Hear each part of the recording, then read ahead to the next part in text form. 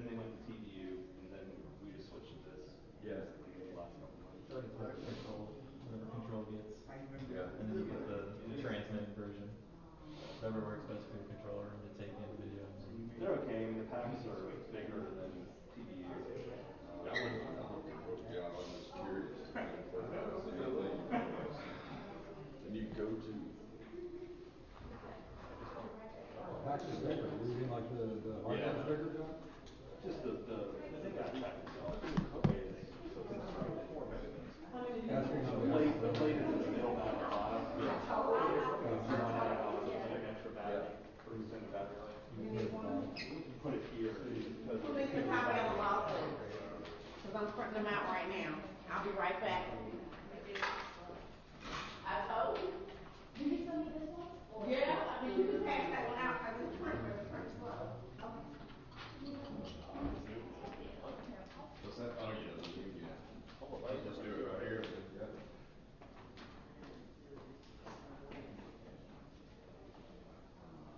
Makes more sense.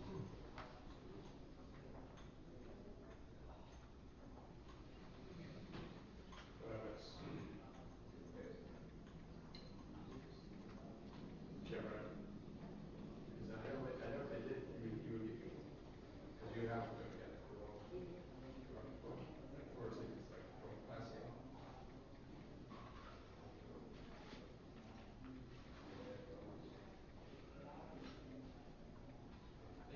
That's all. That's how we operate. That's how we operate. That's it. None. Who else needs one? I have two. And they're still coming. How many more do I need? 2, 3, okay. Got one, Anjali? No, I don't. 4, okay.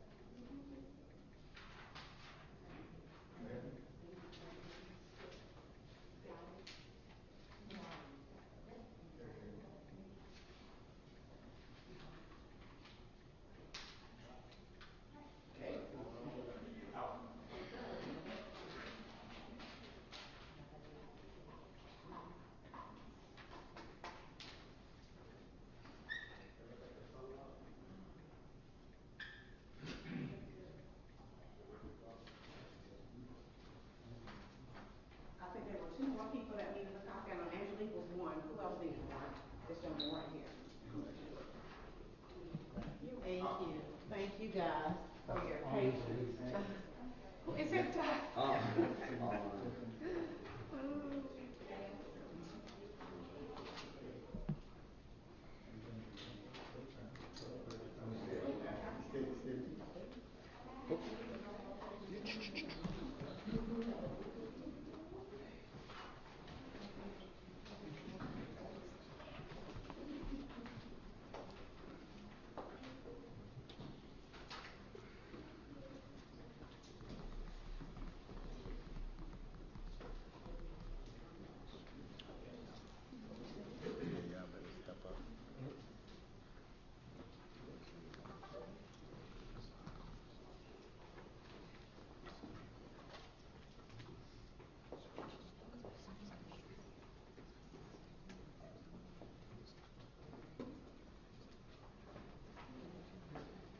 All right.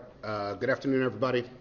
I'm attorney L. Chris Stewart, S-T-W-A-R-T, along with attorney Maoli Davis, Harold Spence, attorney Justin Miller, attorney Mike Roth. We proudly represent Tanaya Pilgrim and Messiah Young. You see them and their family are here to support. And we're here to announce the filing of the lawsuit against the city and all responsible parties.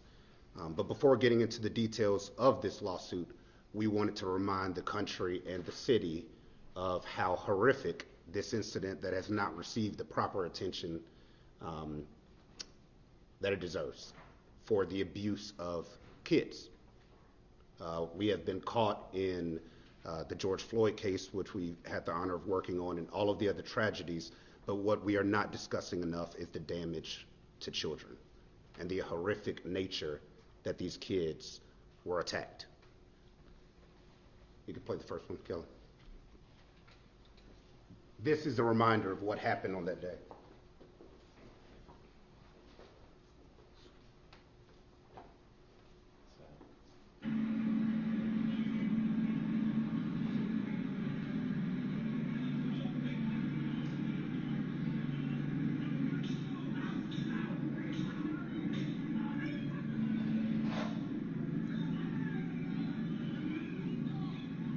Come to me right now. Come to me right now.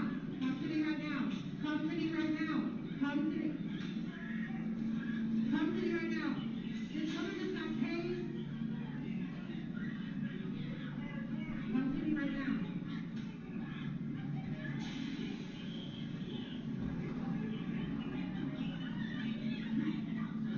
Come to me right now.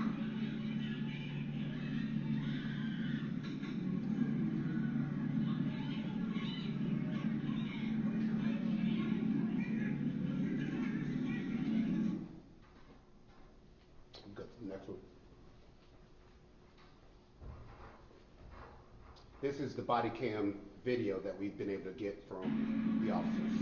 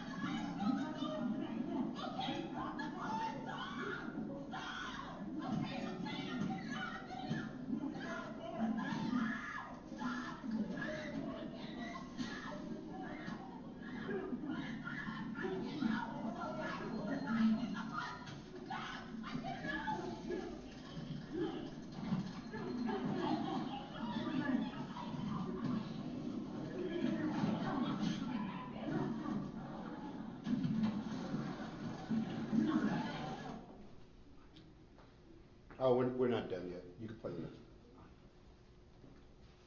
This is the body cam from Officer Carlos Smith. Why this is important is what you're going to hear is an actual officer screaming that he has a gun. You'll see from the video he doesn't see a gun. He's not even in an angle to see a gun, but he starts screaming he has a gun, which is a death sentence for young black people. He screams he's got a gun multiple times, which could have easily led to every officer out there starting to shoot. We play it.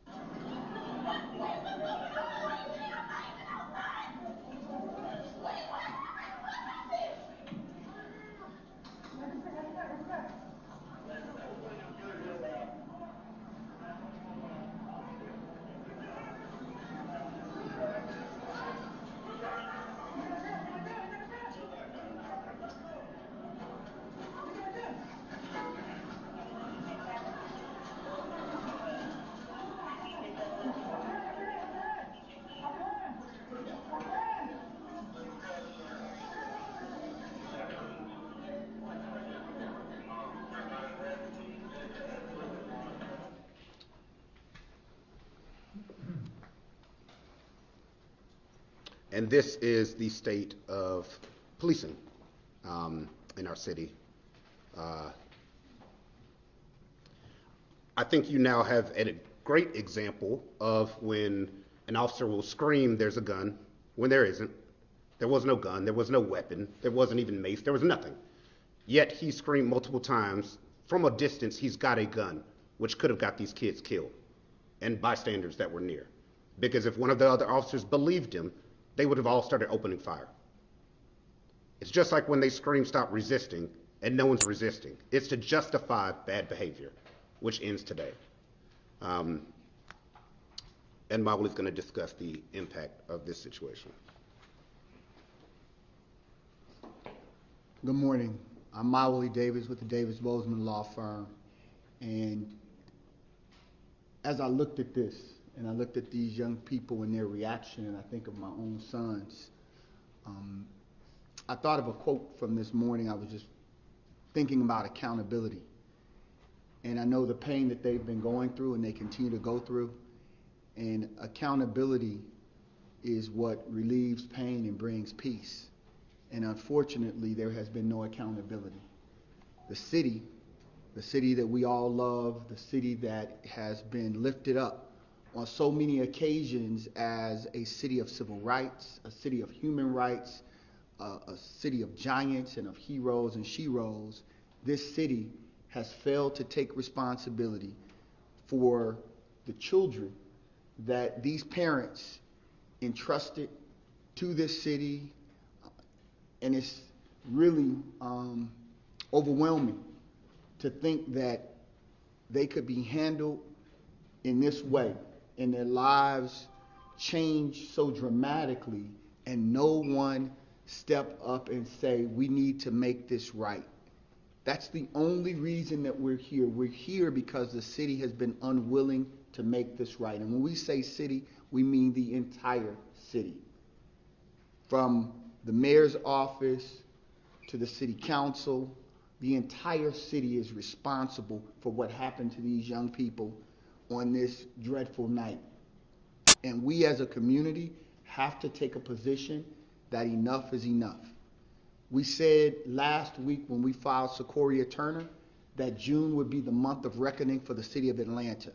We would file a lawsuit and encourage our civil rights partners who do this work to file a lawsuit every week in the month of June.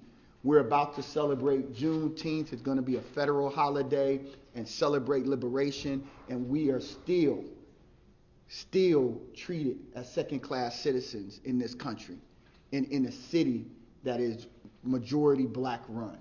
That's shameful. And so on today, we filed another one. And on next week, our brothers in this struggle will file another one.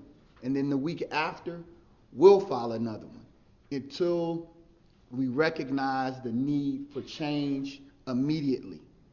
Immediately. And so we're proud to stand shoulder to shoulder, back to back with Chris and Justin and this entire law firm as we deal with the Cochran firm and any other firm that's fighting for justice and trying to change and transform this system that we see harming and hurting in ways that is unimaginable. For these young people to have this video out the way that it is and they have to live the rest of their lives with this experience is something that is unthinkable. But we're here to hold the city and all those responsible accountable. And with that, Attorney Harold Spence from our office will walk you all through the lawsuit so you can have a better understanding of what we filed and why we filed it. Harold. Thank you. My name is Harold Spence. I'm a partner with the Davis Bozeman Law Firm. Mauli Davis talked to you about accountability. And while we filed this lawsuit today, it could just as easily be called an accountability action. And when you're talking about accountability, you're ultimately talking about character. And the true test of character, you don't get that true test when everything is going well. You get the true test of character when things don't go well, when you're not your best self, when you've not had your proudest day. And how do you respond when you have not had that proudest day? That's the true test of character. But if that is the test of character, what we see repeatedly in these civil rights cases is that the city of Atlanta fails that test of character. This most recent failure has caused us to file this lawsuit today. It's a lawsuit we filed against the city of Atlanta, against the mayor of the city of Atlanta, against the current police chief of the city of Atlanta, and 9 police officers who were employed by the city of Atlanta at the time of these events on May 30th, 2020. You saw the truly horrific video that we just saw. One day after the events that are the subject of this lawsuit occurred, the mayor said, and I quote, "There clearly was an excessive use of force." This is one time we're in agreement with the mayor. She said that after extensive discussions with the police chief and after watching this very disturbing video, she felt that certain officers should be terminated. And they were. However, there's still been no accountability to the true victims of this occurrence. If there was excessive force, then certainly the victims of that excessive force need to be treated fairly and justly.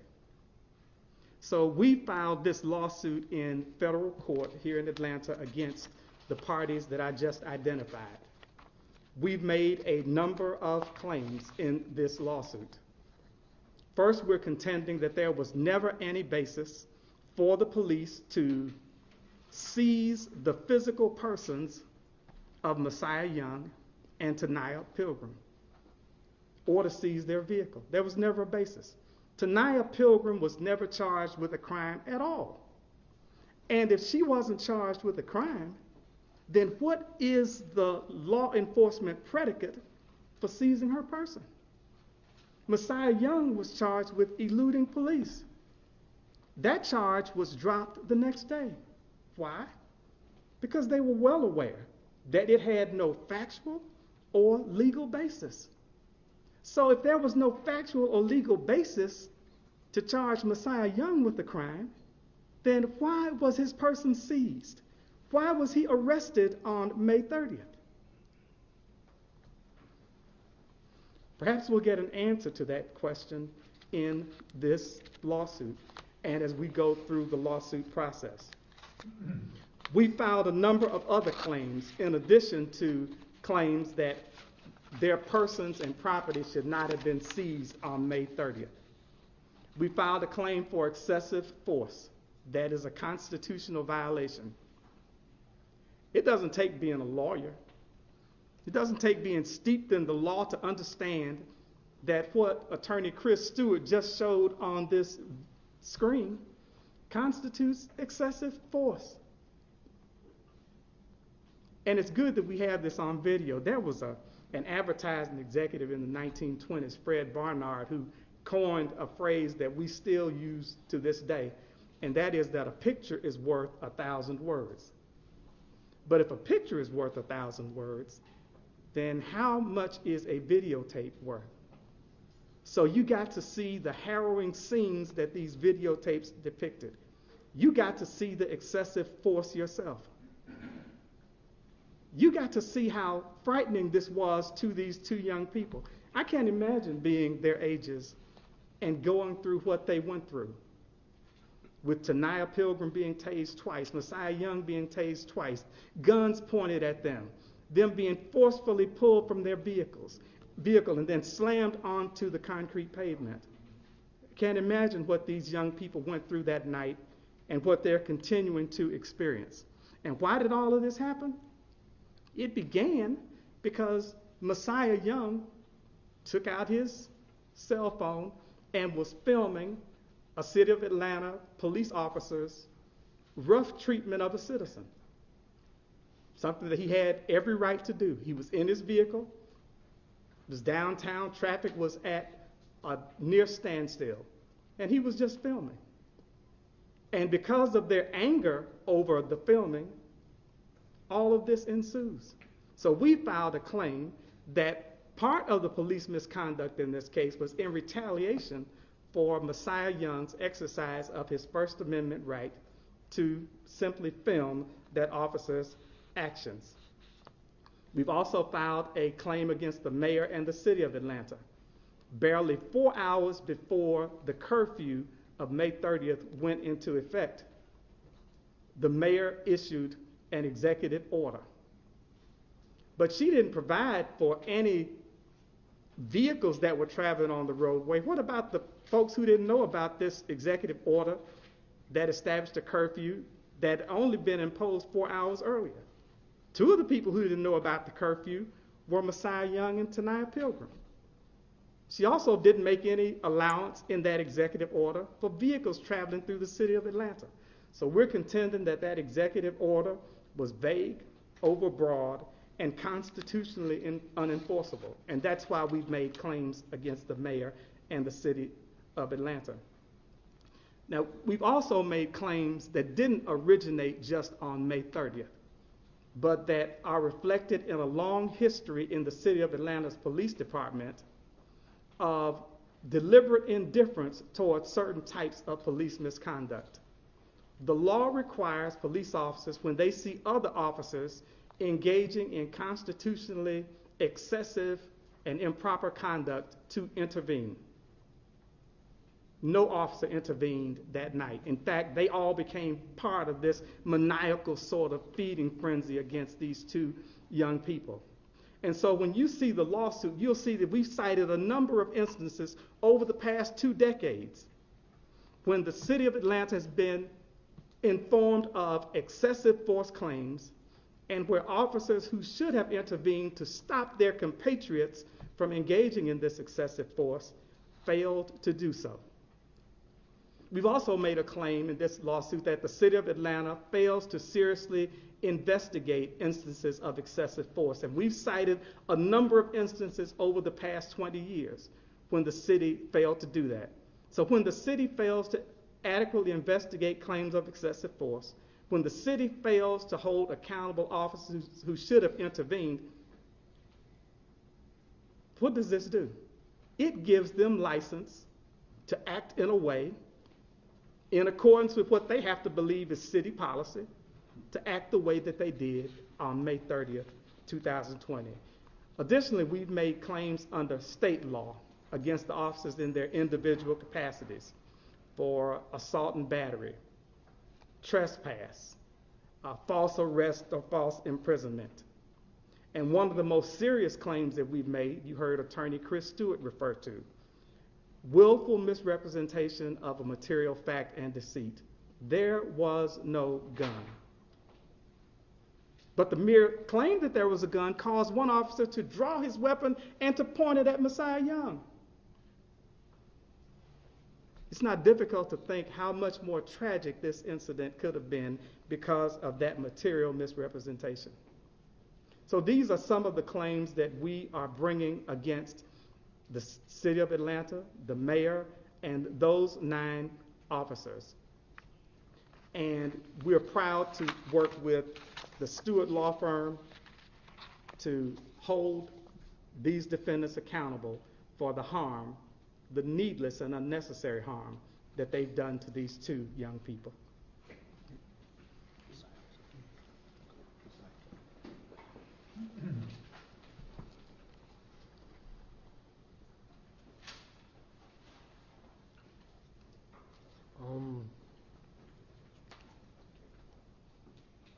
On the night of May 30th, 2020,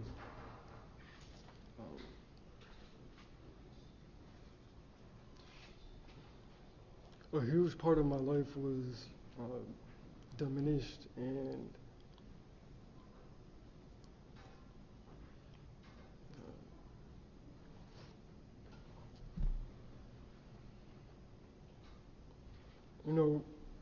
trying to move forward from this point is very, very irritating and very, very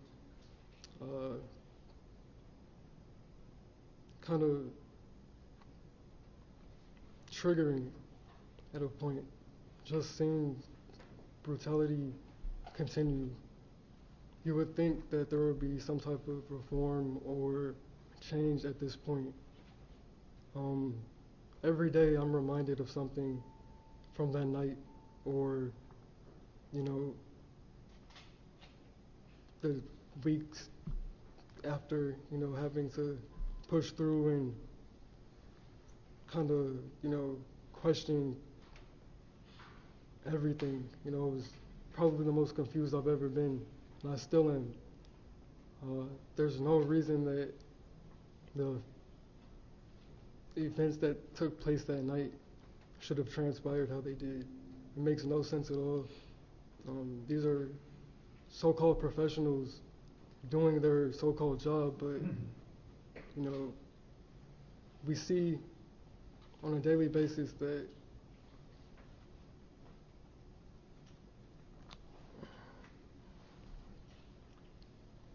there seems to be like a never-ending cycle of this, and that's very, very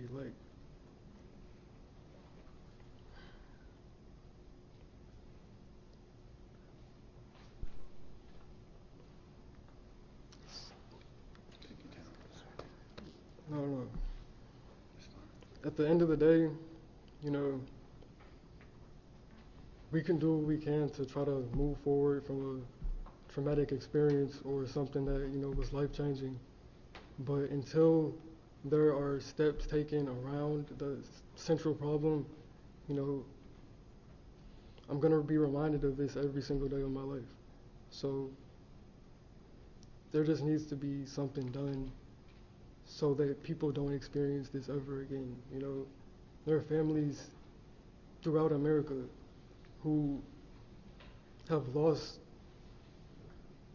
people, due to situations just like this. And I'm blessed to be alive. I'm blessed to, be here talking to you all, but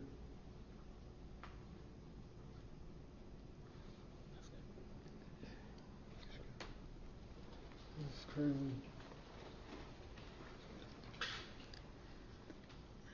Hi everyone. I would just like to start off by saying that it's very unfortunate that it's over a year later and we're still in the same position that we were in literally on May 30th.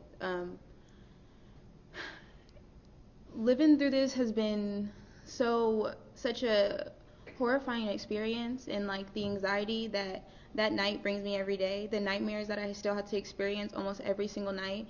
It's like life took a total turn, and for something that we didn't ask to be involved with. We had plans to be moving on with our lives, going to, graduate, going to get a job, and unfortunately that's been put on a hold, and it's an indefinite hold because we really don't know when this will be over. And yeah, and other than the mental toll that this took, it also took physical tolls on my body. I have to now get shots in my I just have to go through a lot of medical stuff that has to be ongoing at this point because the damages that were done are unable to be resolved and can't be resolved. So yes, I just hope that, like Messiah said, that we can see some sort of change and we can hopefully get this process going and over with, because our lives are now at a standstill because of this, when we should be able to be moving on as, the officers are doing and, other people are doing. And it's just very unfair and very sad that this has to be the situation. Thank you. And before you hear from the parents and we wrap up, Kelly, can you play the police chief's, former chief's slide? This is the problem that we face with the city of Atlanta.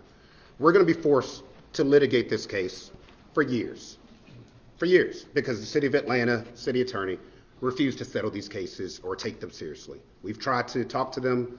We're going to be dragged through it for years, which makes no sense because the former chief herself said this.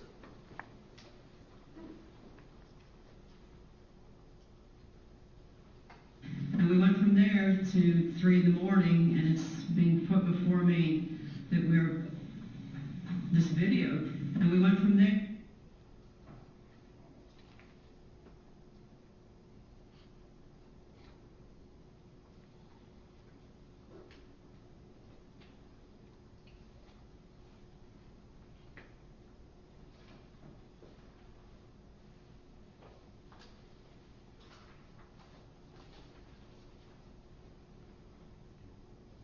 And we went from there to 3 in the morning, and it's being put before me that this video that was really shocking to watch, and how we were manhandling a couple of young people in their car.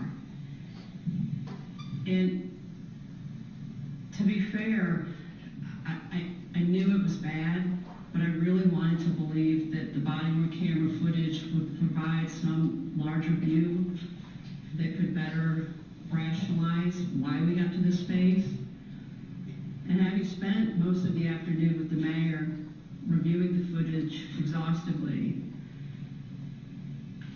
I knew that I had only one option, and that is to terminate the employees.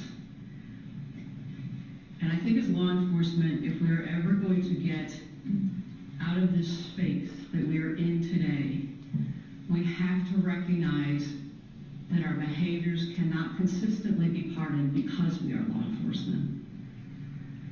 These are good guys. I know them as individuals. I've worked with the one for over 20 years. But they made that level of mistake that cannot be rolled back. And if I stand before you and the community day in and day out, reassuring you that this department is different, that we do things differently, that our expectations are different, then I, above all others, have to rise and meet that standard. So I apologize. I apologize to both of the individuals. I believe one's a Spelman student, one's a Morehouse student. How we behaved as an agency, as individuals, was unacceptable. And I know that we've caused further fear to you in a space that's already so fearful for so many African Americans. And I am genuinely sorry. And that was a year ago, and nothing's happened. And we're here right now, and this is the problem. This is why we're in this space, as we're trying to build a bridge and unite policing and the community. We are put in situations where we don't have any type of accountability. There's zero accountability. So what are people supposed to think? What are African Americans supposed to think when they see incidents like this and nothing happens? When you have a police chief apologizing, admitting excessive force was used, and nothing happens. And we have to sue the city and the mayor and everything else to go through this fight because the city will not take accountability. We've resolved cases all across this country with every other city that we had cases. The city of Atlanta, at least, 20 of us, haven't resolved a single one. We are the only city acting in this manner, and it's horrific. But that's fine. We'll see you in court. That's what juries are for, and that's where the lesson is going to be taught. The parents want to address the impact of this on their kids. I'll make sure I introduce yourself. Yep, I am Charles Young, the father of Messiah Young. This is my wife, Genesis Taylor Young, who is the mother of Messiah Young. I'll keep this really short. I really want to reflect on the impact. Obviously, you know, they've quoted over and over again. It's over a year and a month later, and we still haven't moved towards any resolution in this case. However, the impact of being unsure of your future, the impact of, I call Messiah a low-key guy, right? And seeing this footage over and over and over again, those triggers have affected him in such a tremendous way. I want to quote my wife here. She says, you know, he's like the Walking Dead. You know, with all due respect to those who have lost their families to brutality and misconduct, she's right. She's right. We discussed with Tanaya's parents, we always say there's something different about them. They're just not the same kid, right? And yeah, he's a young man, she's a young woman at this point, but these are our kids, right? These are our kids, and they're just not the same. That statement of The Walking Dead is so, when she first said it, it resonated with me, and I said, babe, you know what, you're right. That's exactly what we're doing, because you know what? He can't move forward. He can't move forward. They can't make plans. There are. I'm so kind of hurt by, you know, the counseling that he's going through and that sort of thing. It continues to this day, right? It continues to this day. There's therapy that needs to take place. But I just want to say that this, you know, to the city of Atlanta, to the Atlanta Police Department.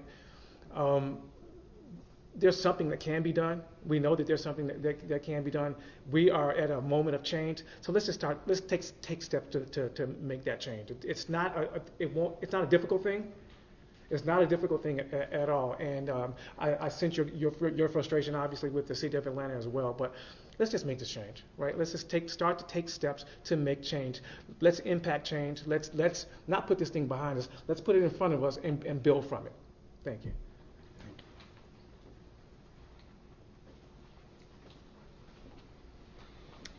Hello, I'm Lakeisha Pilgrim. This is my husband, Torrin Pilgrim, and we're Tanaya's parents. It's really hard for me to say how I feel, because just being here is like, we were 55 hours away from our daughter when this incident happened, and we had to travel for all that time through airports, watching it on the news.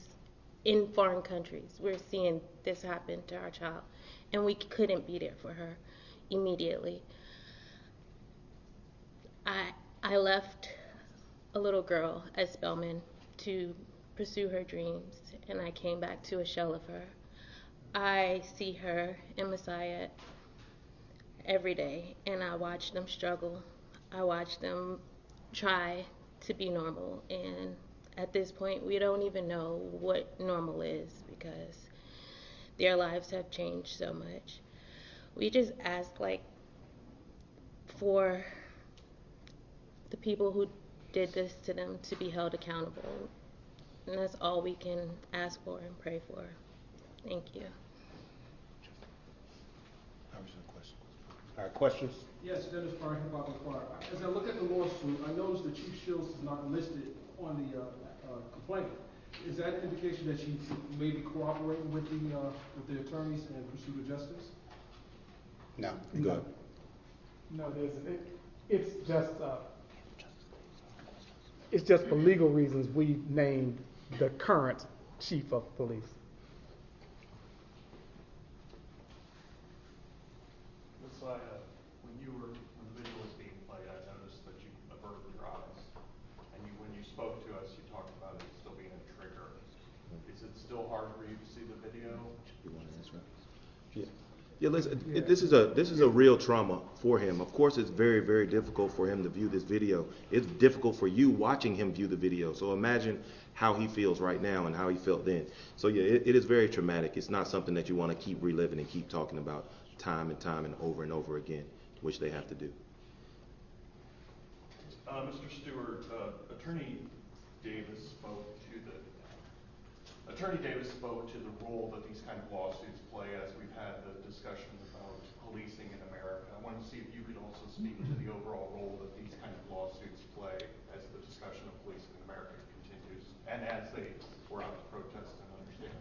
I mean, it's the only way that we can try and change policing, you know, by exposing things like that, like we showed in the video, from the depositions that'll come out, from the testimony.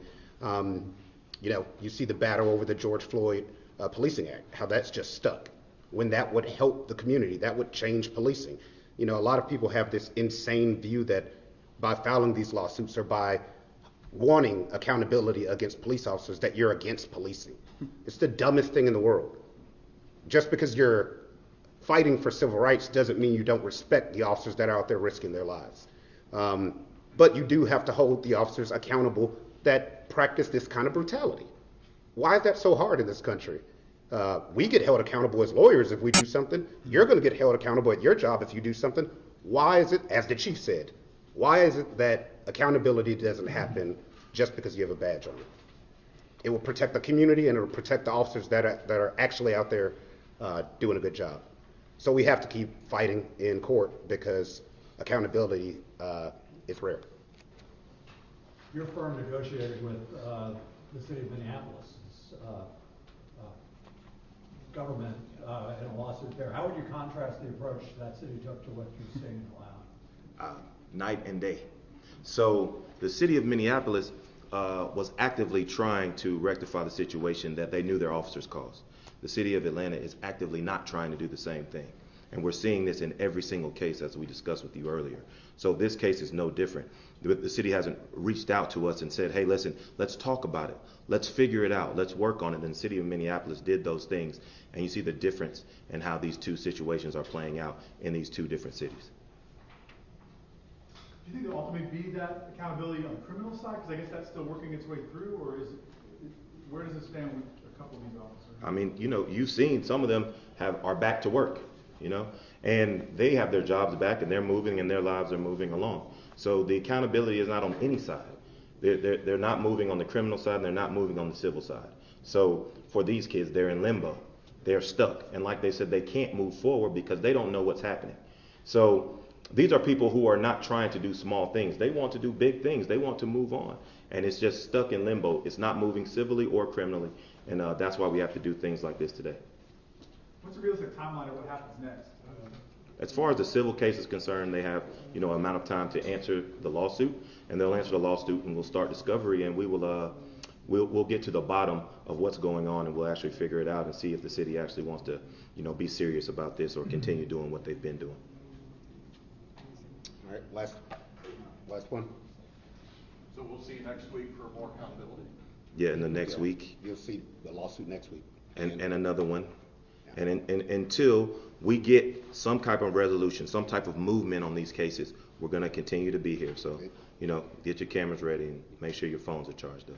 Yeah, and it just doesn't make sense. Every other city is trying to resolve these cases. You see it every day on the news. We just resolved the case with Baton Rouge, with Alpha Sterling. We've resolved George Floyd. The city of Atlanta is the only city acting like this. And for it to be the city of civil rights, it's the city of injustice right now when it comes to these cases. And it's confusing, especially when you have direct proof of inappropriate behavior. We aren't making this up. We aren't just going after some random officer. You see what happened in the video. What if this was your kid? These are kids. I mean, they body slammed a little girl. No matter what color you are, how are you not upset? If that was your kid, if these kids went to UGA, what would happen? So, we'll see you next week. Messiah would like to, I just wanted to answer your question. I, didn't want to have any disconnect. Just being in that position and kind of not really knowing why you were, being attacked and being, bombarded in that manner, it's very confusing, So seeing this is kind of like a constant reminder of, me being in a space of confusion and not knowing, where I am. Throughout the country, this is happening on like I said, a daily basis. Just the other day, 5 young men were tased in a similar fashion. So it's an ongoing problem, and to constantly see this is very diminishing and very it just puts you in a very foggy place. So just wanted to, give you that. thank you. Thank you. Thank you all.